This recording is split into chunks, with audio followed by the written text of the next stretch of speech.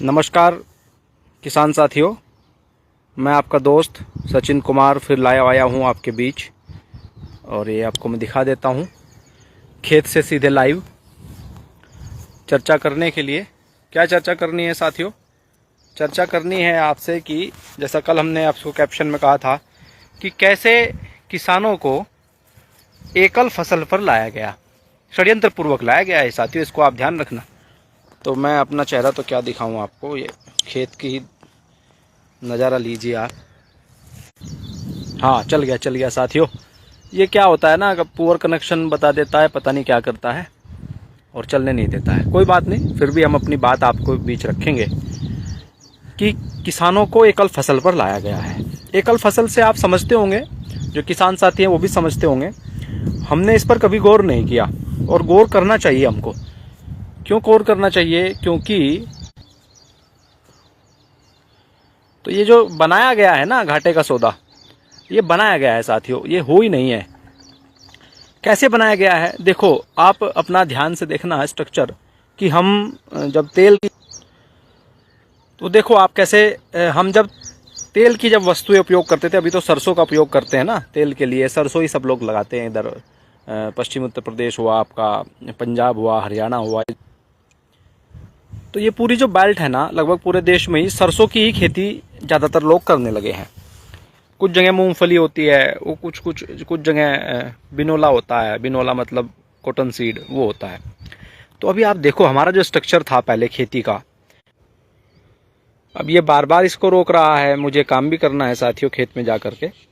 ये duty poor connection बार बार sensor कर रहा है, इसको रोक रहा है। चलो फिर भी बहुत जल्दी मैं आपको अपनी बात कह दूंगा जो मेरे मन में आई थी कि आप अपना स्ट्रक्चर अगर देखेंगे गांव का, तो हम जो है जब हम बरसीन लगाते थे, मैं आपको दिखाऊंगा, तो उसकी जो मेड़ होती थी उसके चारों तरफ हम लगा देते थे अलसी। अलसी आप जानते हैं ओमेगा 3, 6 और ये जो हार्ट के लिए सबसे अच्छा अगर कोई चीज़ है तो वो अलसी फ्लैक्स सीड ऑयल है। और फ्लैक्स सीड है जिसको कंपनियां बेच भी रही हैं बहुत महंगे, वो बहुत कम जगह में अब अलसी जो है फ्लैक्स सीड सिमट कर रह गई है साथियों। जबकि वो हार्ट के लिए, जब आप इसको दिसंबर, जनवरी और नवंबर से शुरू होता है, दिसंबर और जनवरी अगर उस अलसी को खा लेते हैं आप, तो आपका जो है फाइबर भी उसके अंदर बहुत ज़्यादा है, उसके हार्ट की जो दिक्कत है वो भी दूर कर देगा। हार्ट की अगर दिक्कत आपको नहीं है, हाँ चल गया साथियों। जो साथी जुड़े हुए हैं उनका धन्यवाद है। ये बार बार रोक रहा है पुअर कनेक्शन की वजह से। तो ये तीनों इंटरकनेक्टेड डिजीज़ हैं। आपकी घुटनों का दर्द, अर्थराइटिस जिसको कहते हैं, आपको जो डायबिटीज़ जिसको कहते हैं, शुगर, मधुमेह जिसको कहते हैं, और आपका हार्ट की डिजीज़ जिसको कहते हैं, ये तीनों एक ही डिजीज़ है साथियों। अगर आपने अलसी खा लिया तो तीनों को एक साथ फ़ायदा पहुंचाएगा।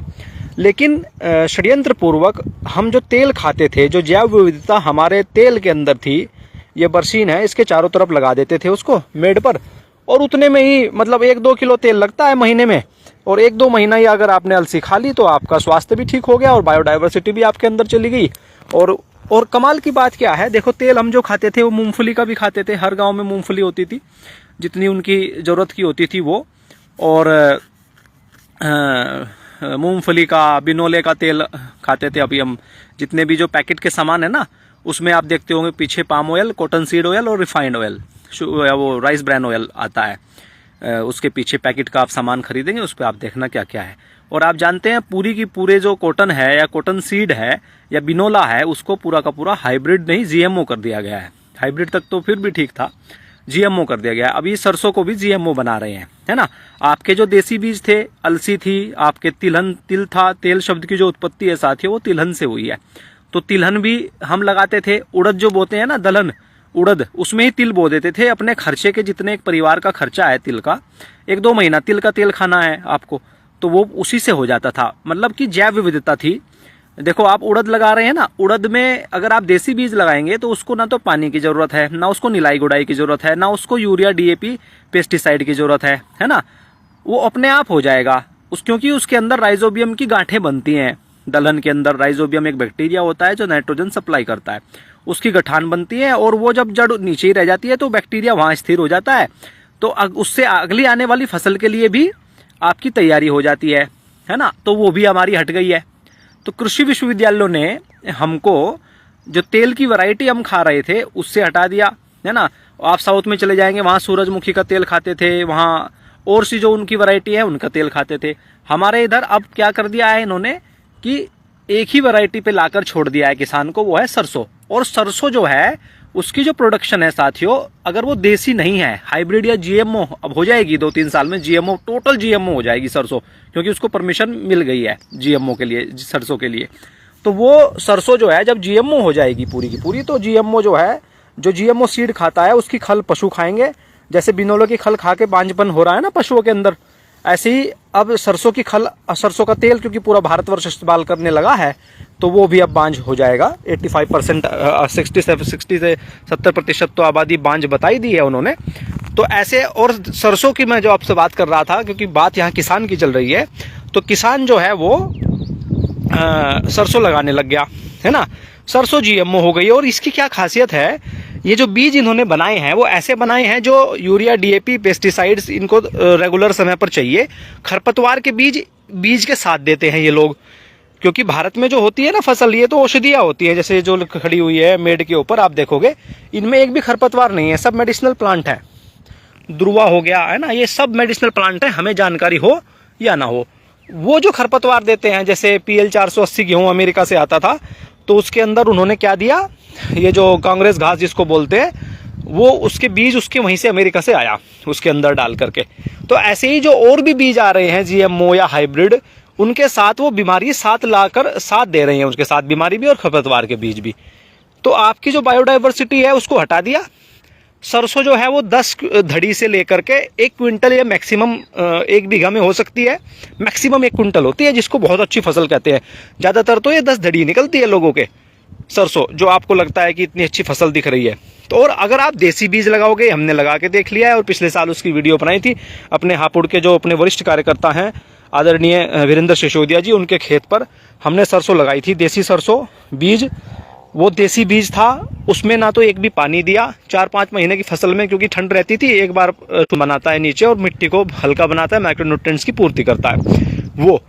उसके बाद वो सरसों जो है ना साथियों, वो इतनी बेहतरीन, मतलब 2 क्विंटल से ज़्यादा हुई थी वो। 1 एकड़ में उन्होंने हाइब्रिड लगाई थी, तो हाइब्रिड में पूरा उन्होंने ताकत लगाई, कुछ नहीं उसमें निकला, पानी भी देना पड़ा। मतलब क्या है कि हम जो खेती कर रहे थे आज के दृष्टिकोण, जो क्योंकि आज का बच्चा जो है ना, वो जब बात करता है खेती की, तो वो आज के जो व्यवस्था है उसको ध्यान में रख करके पिछला इमेजिनेशन करने की कोशिश कर रहा है।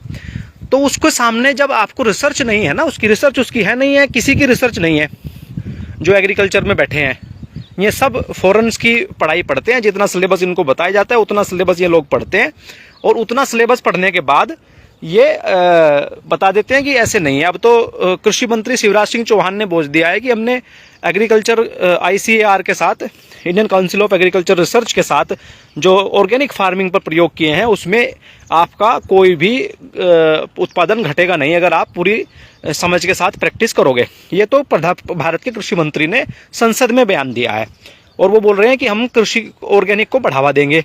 एक तरफ तो ऑर्गेनिक को बढ़ावा देंगे, दूसरी तरफ GMO भी लाएंगे, है ना, फर्टिलाइजर भी लाएंगे, नैनो टेक्नोलॉजी का यूरिया भी लाएंगे। तो वो उनका काम है भाई, पता नहीं क्या करते हैं वो।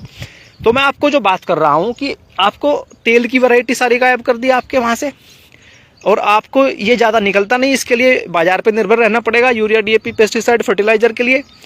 तो आपका खर्चा ज़्यादा होगा, और खर्चा ज़्यादा होगा, आमदनी इनपुट कम होगा, तो आप घाटे में जाओगे।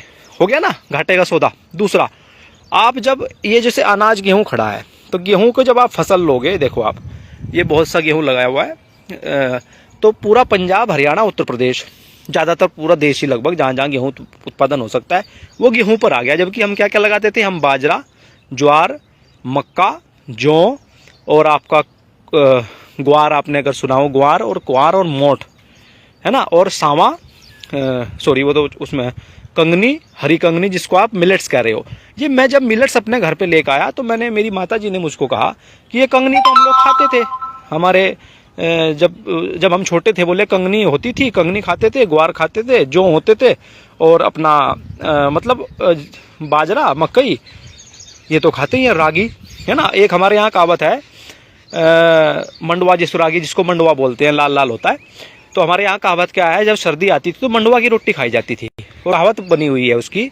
क्या कहावत बनी हुई है जाडा लगे न पाड़ा लगे, धन खिचड़ी, मंडुए की रोटी घी चुपड़ी। मतलब क्या है इस कहावत का कि अगर सर्दी का समय हो गया है तो आप खिचड़ी खाइए। धन मतलब धान तो जो है वो खिचड़ी के रूप में खाइए घी डाल करके, और मंडुए की रोटी घी चुपड़ी। और मंडुआ जो होता था, अनाज होता है भारत का, देसी वैरायटी है, वो आप खाएंगे तो सर्दी आपको लगेगी नहीं। तो जो लोग हमारे धोती में और एक एक कुर्ते में निकाल देते थे, तो उसके पीछे कोई वैज्ञानिक कारण था साथियों।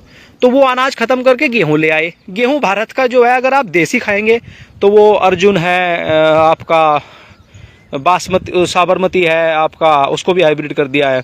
आपका जो है बंसी है, बहुत 15-20 वैरायटी भारत के पास देसी गेहूं की है, जिसको कनक बोला जाता है। वो जौ से ही वैरायटी में आता है, जौ की वैरायटी में ही है। ये जो हाइब्रिड गेहूं आया है, ये विदेश का गेहूं है, जहाँ ठंड ज़्यादा होती है, तो वहाँ यही हो सकता है उत्पादन। तो अभी पूरे देश में इसको ले आए हैं ये लोग, किसकी, खाद्य सुरक्षा के नाम पर, कि भारत को आत्मनिर्भर बनाना है खाद्य सुरक्षा में। और बोला कि भारत में तो गेहूं का उत्पादन नहीं होता था। जब भी बात आती है ना कि भारत में अनाज की कमी थी, तो अनाज कौन से अनाज की साथियों? वो गेहूं के अनाज की कमी थी, क्योंकि गेहूं हम लगाते नहीं थे। मैंने आपको 8-10 अनाज गिनवाए, उनको खत्म कर दिया, वो भी हाइब्रिड कर दिए, देसी बीज बचे हुए हैं। अगर आज हम लोग प्रयास करें और समझ लें कि हमसे गलती कहाँ हुई है, तो खेती घाटे का सौदा है ही नहीं है। खेती जो है ना, खेती तो हमेशा से प्रॉफिट का सौदा है, क्योंकि दुनिया में एकमात्र व्यापार खेती ही है जो प्रॉफिट दे सकती है। कैसे? आपने एक दाना डाला, और एक दाना डालने के बाद उसमें 1000 दाने ऑटोमेटिक पैदा हो जाते हैं। 100 दाने, 1000 दाने, वो बीज के ऊपर है। और फिर हम जब धान लगाते थे तो धान में देसी वैरायटी लगाते थे। देसी वैरायटी में, धान में अभी हाइब्रिड लगा दिया है। हाइब्रिड में इतना रोग आता है, रोग मैंने आपको बता दिया, वो साथ देते हैं, फिर उसका इलाज भी देते हैं। जैसे कंप्यूटर के अंदर वायरस भी वही कंपनी बनाती है, और उसका एंटीवायरस भी वही कंपनी बेचती है। तो ये सब डिजाइन है ना। ऐसे ही हमने गन्ना के बारे में मैंने पूछा, है ना। मैंने पूछा कि गन्ना कैसे करते थे, तो मेरे दादाजी के तो नहीं थे, वो गुजर गए थे पहले ही। उनके भाई ने मुझे बताया कि हम लोग गन्ना एक बार लगाते थे और कूद कर लगाते थे, मतलब डिस्टेंस पर बोते थे, एक आँख की कांची लगाते थे, और 12-12 साल, 14-14 साल गन्ना चलता था, है ना। तो वो जब मैंने उनसे पूछा, तो गन्ने का ये जो हमारे यहाँ, बोले कि और क्या करते थे उसका, तो बोले हर गांव में हमारे खुद के गन्ने का गुड़ बनाने का रस वाला कोल्हू था, जिसको कोल्हू कहते हैं वो, और ऐसे थे कोई 6-7 थे हर गांव में। तो वो अपना स्वावलंबी थे, गन्ने से गुड़ बनाते थे, और शीरा बनाते थे, राब बनाते थे, खांड बनाते थे।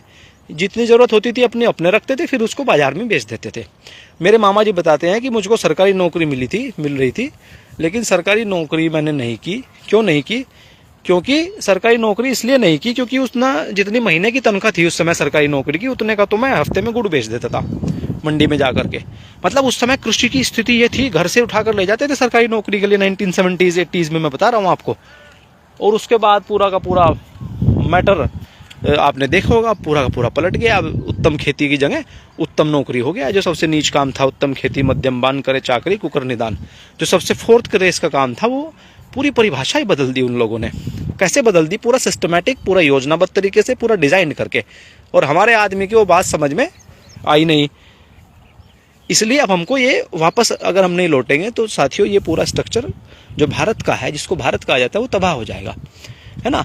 और खेती में गन्ना जो है बांस की प्रजाति का है, ये हमने प्रयोग करके देख लिया। ऑर्गेनिक फार्मिंग की जल्दी जनता सरकार मोर्चा ट्रेनिंग करेगा, उसमें 3 दिन की ट्रेनिंग रहेगी, उसमें बताएगा आपको कि कैसे क्या करना है, क्या क्या यूज़ करना है। तो अभी तो मैं सिर्फ आपको ये बता रहा हूँ कि अनाज से आपको एक अनाज पे ले आए। गेहूं की खासियत है क्योंकि इसका पीपीएन जो कंटेंट है वो बहुत ज़्यादा है, फॉस्फोरिक कंटेंट। ये फॉस्फोरिक कंटेंट ज़्यादा होने के कारण ये आपके अंदर आलस्य लेकर के आ रहा है।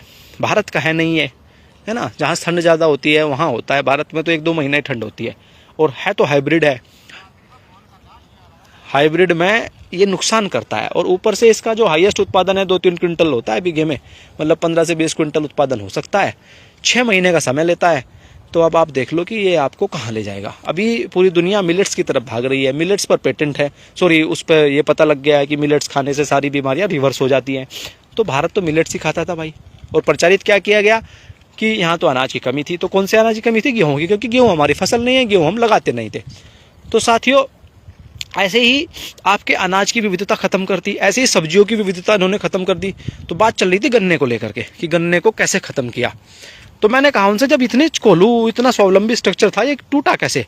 तो उन्होंने बताया कि गन्ना जब हम लेकर के जाते थे, अपने यहाँ गन्ने का गुड़ बनाते थे, उससे जितनी आमदनी होती थी, तो इन्होंने सरकारों ने मिल लगाए, शुगर मिल, चीनी बनाने की फैक्ट्रियाँ। एक तो इन्होंने नियम बना दिया कि शुगर मिल के 7 किलोमीटर के दायरे में कोई भी कोल्हू नहीं होगा, और ऐसे स्ट्रक्चर किया कि 7 और 14 किलोमीटर की दूरी पर मिल लगाने की इन्होंने तैयारी करी, तो वो इलीगल घोषित कर दिए। दूसरा इन्होंने क्या काम किया, लोग फिर भी नहीं डालते थे शुगर मिल में गन्ना। ये देखो अपने गन्ने की छिलाई चल रही है, कितनी मेहनत है इस पर, वीडियो में पहले बना चुका हूँ। तो वो गन्ने की जब आई बारी, तो उन्होंने बताया कि इन्होंने क्या किया, पहले शुगर मिल में जब गन्ना खरीदा इन्होंने, तो वो जितना आपको गुड़ बना करके प्रॉफिट हो रहा था, उससे ज़्यादा रेट दिया, और पेमेंट जो है वो कैश में दिया, नगद दिया। तो जैसे लोगों को फायदे की तरफ भागे, लालच, उनके दो हथियार है, लालच और भय।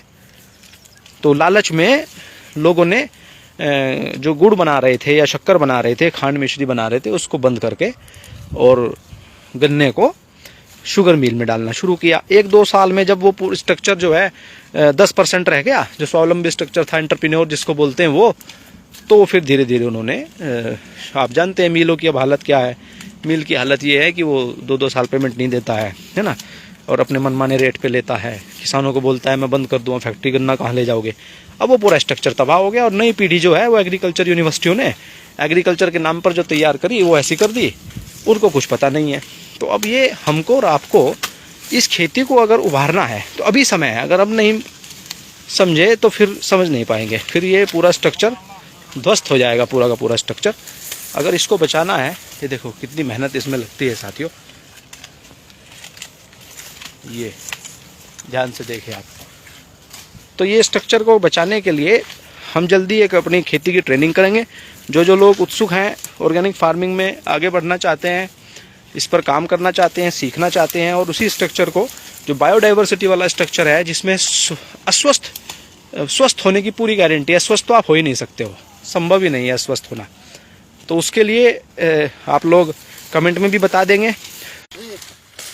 हाँ साथियों, ये फिर यही करता है, क्योंकि मुझे अब ये देखो, ये दांती है अपनी, इससे काम करना है। तो 23 मार्च का कार्यक्रम है अपना शहादत दिवस का, ये रहा अपना हथियार, इससे ये गन्ना छीलना है मुझको। तो आप उसको भी 23 मार्च के कार्यक्रम को भी ध्यान रखिएगा। शहीदों के सपनों का अगर भारत बनाना है तो कृषि को फायदे का सौदा होना ही होगा, क्योंकि ये आधार है साथियों हर व्यापार का। और वो परिभाषा को अगर स्थापित करना है, उत्तम खेती, मध्यम बान, निषिद्ध चाकरी, कुकर निदान, इसके आधारित हम उद्योग लगाएंगे, उस पर फिर कभी चर्चा करेंगे। आज मैंने छोटा सा आपको बताने की कोशिश करी कि ये पूरी प्लानिंग कमीशन ने, एग्रीकल्चर यूनिवर्सिटीज़ ने, और जो सिलेबस डिजाइन किया गया उन्होंने, क्योंकि इनको फंडिंग दी है रॉकफेलर फाउंडेशन ने।